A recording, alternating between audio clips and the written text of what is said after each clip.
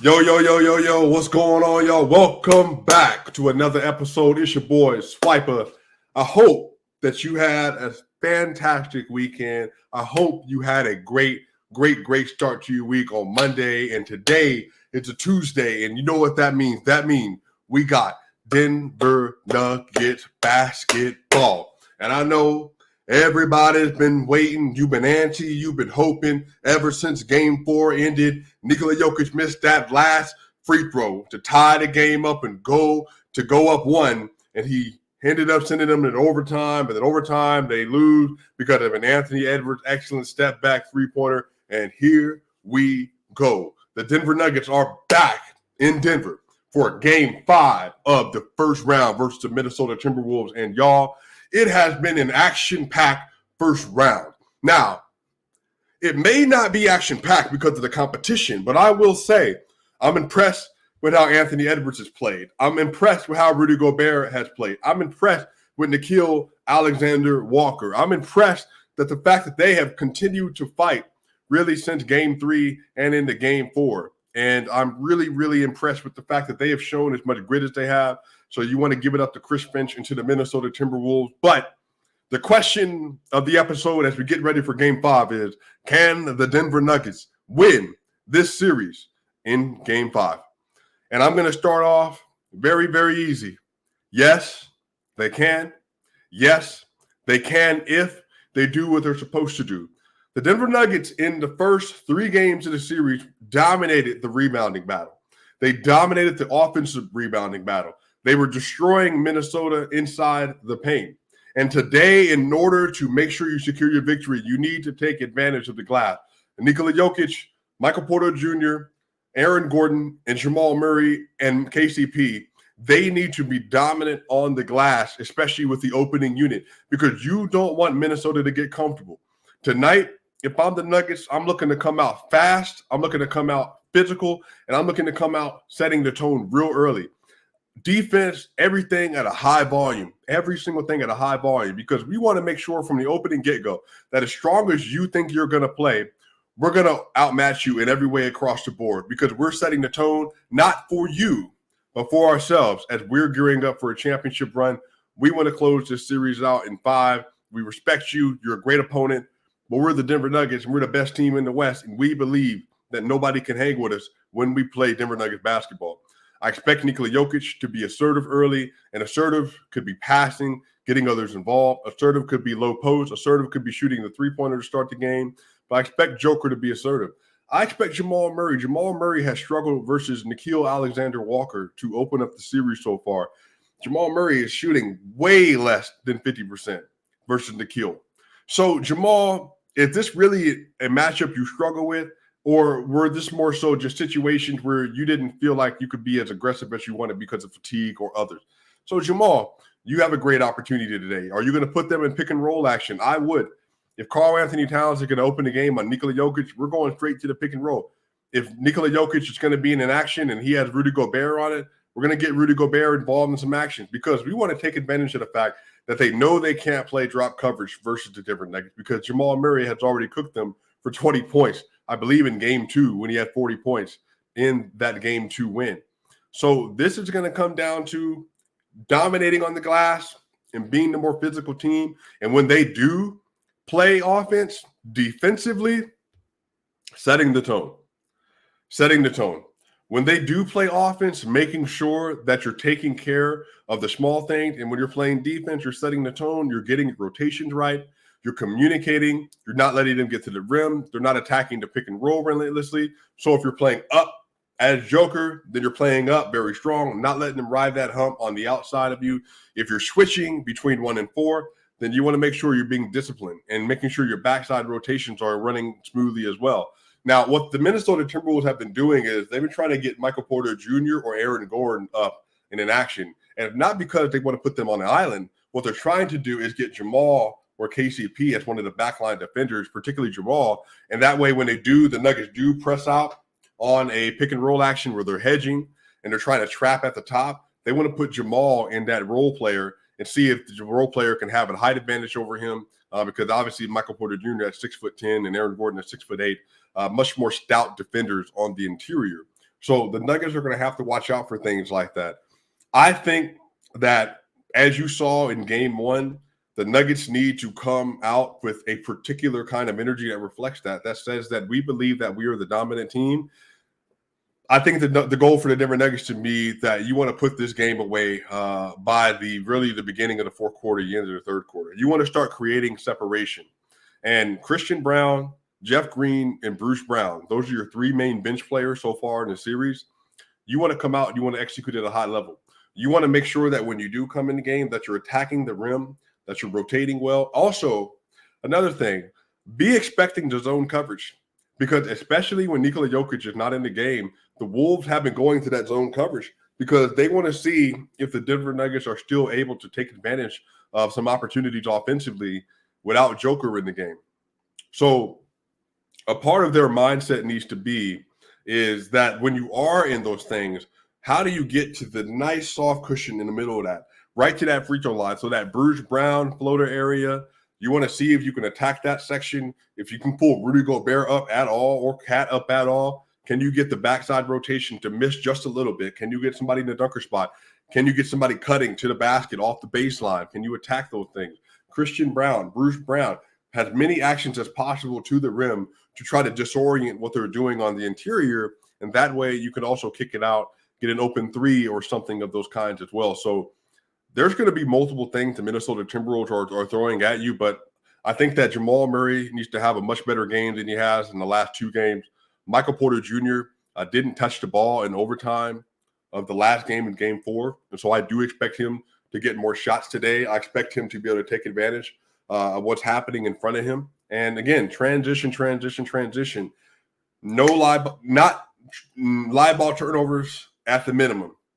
At the minimum. If you're going to turn the ball over, the ball is going out of bounds. No live ball turnovers. If you are missing shots, getting back on defense, that way you're limiting your weakest defensive skill, which is your defensive fast break stoppage.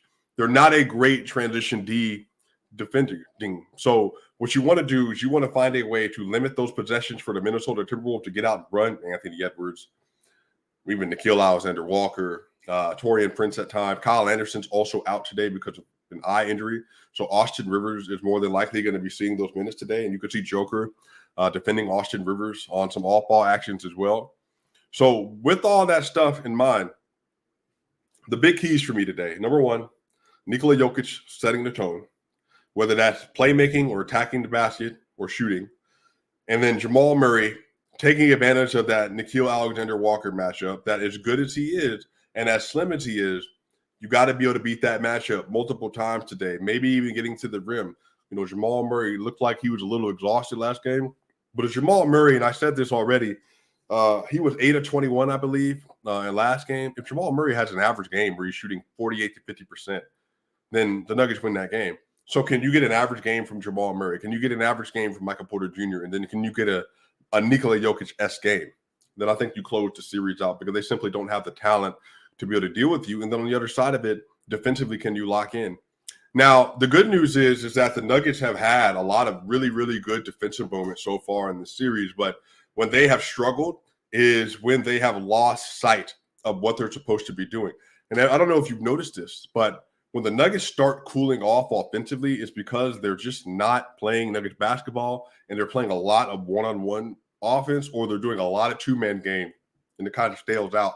But the more you can get Porter and the rest of the team and KCP and everything in actions and Jokic and try to get them going to the rim or get them onto their spots on the three-point line, then you can also find ways to attack this defense. And the Minnesota Timberwolves defense is no slouch. I mean, they got Rudy Gobert.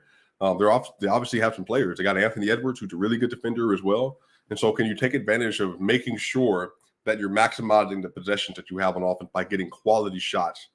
Jokic need to come out and play well. Jamal Murray, take advantage of your matchups. And defensively, playing physical and playing with intensity.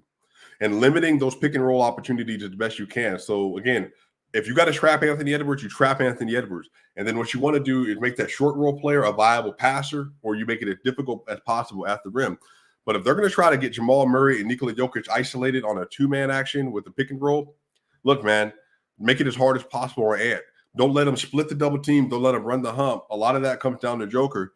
Now, again, if you've watched Jimmy Butler has been attacking Brook Lopez and attacking Giannis Antetokounmpo in drop coverage. He has. Big struggle with drop coverage, big struggle with the pick and roll. And everyone knows this, teams knows this. By the way, I put this out on my Twitter. If you're not following me on Twitter, you can find me at SwipaCam on Twitter. But Nikola Jokic, one of the sneaky things the Nuggets have been really good at in this series is Nikola Jokic, not as the pick and roll screener, but as the pick and roll ball handler. He's averaging 1.3 points per possession as the pick and roll ball handler. And he's shooting 57% from three.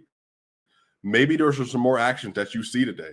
Now, the reason why it's so effective is because if you do a big on big pick and roll, what it does is pull Rudy and Cat away from the paint. And so what's happening is if Cat is guarding Joker, Cat is having to either get around the screen and Joker is able to go downhill and attack Rudy, or get a lob, or that wing has to crash. You got a wide open 3-point shooter, or Cat goes under the screen. Joker does a sidestep or a step back, and then he can light you up from the three. So I would like to see them run that action a little bit more today, because I think that's something that can be very effective for them. But again, that's situational. You want to do that all the time, but especially when you're trying to maximize the minutes where Rudy and Cat are on the floor. Take advantage of the fact that Cat is not a good defender. He's not a good defender at all. And then also take advantage of the fact that Rudy wants to play close to the rim as possible, because he knows that without him at the rim, they just don't have the defenders to be able to limit the Nuggets. And bench, lock in, and run. Bruce Brown, play within yourself. Play strong at the point guard position. Defend well. Christian Brown, defend well. Michael Malone, be really sharp with your execution and making sure you're getting guys in when they need to be, allowing Jokic, Murray, Porter to play heavy minutes if need be.